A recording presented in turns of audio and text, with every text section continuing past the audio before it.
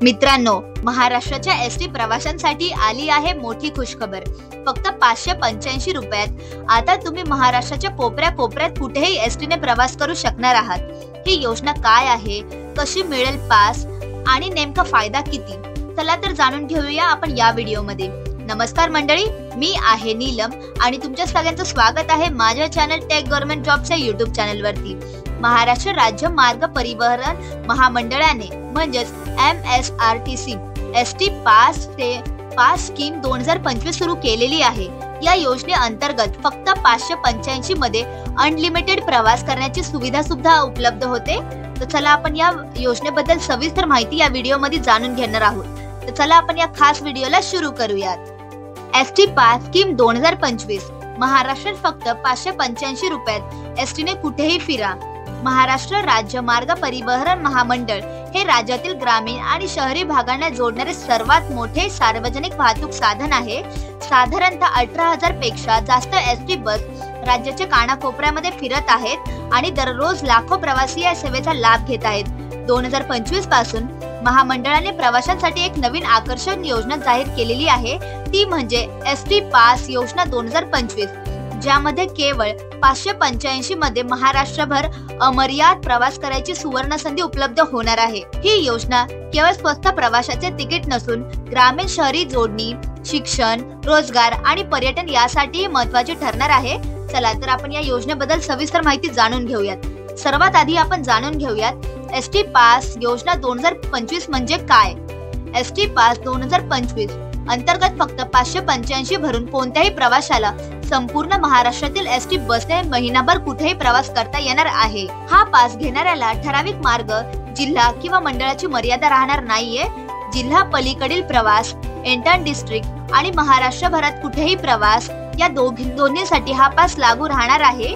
शेतकरी, विद्यार्थी, नोकरी करणारे तसेच पर्यटनासाठी फिरणारे सर्वसामान्य नागरिक यासाठी पात्र राहणार आहे। आता जाणून घेऊयात या योजनेची वैशिष्ट्ये काय असणार आहेत। 1. फक्त 585 मध्ये अमर्याद प्रवास।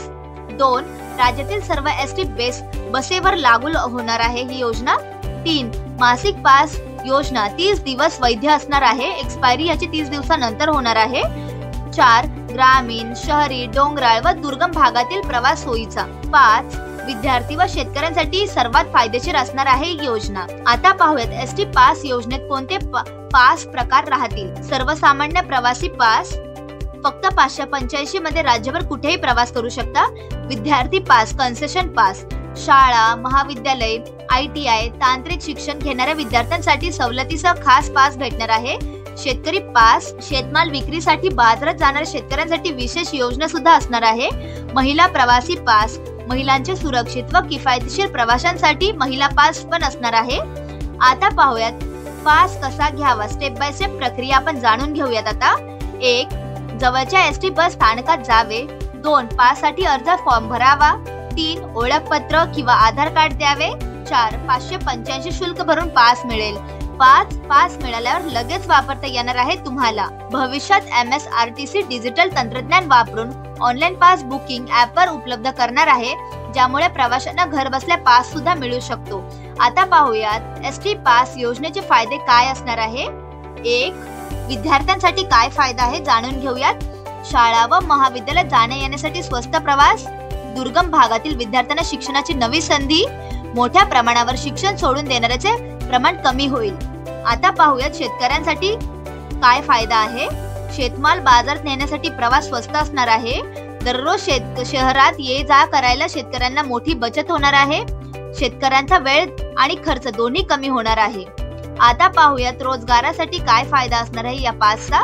शहरात काम करणाऱ्या ग्रामीण भागातील कामगारांना फायदा होणार आहे। औद्योगिक क्षेत्रे व कारखान्यांपर्यंत पोहोचणे सोपे, रोजगाराच्या संधी सुद्धा वाढणार आहेत।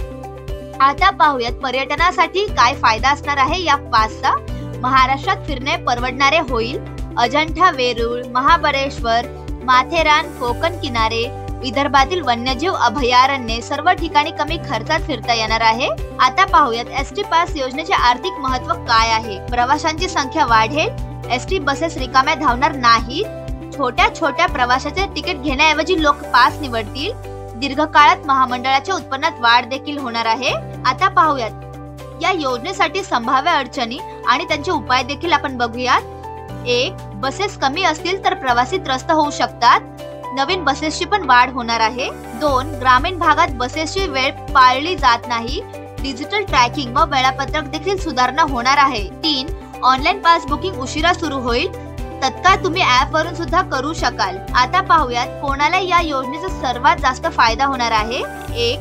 ग्रामीण विद्यार्थी, 2. शेतकरी, 3. रोजगारासाठी शहरात जाणारे कामगार, 4. पर्यटन प्रेमी तरुण, 5. महिला व ज्येष्ठ नागरिक।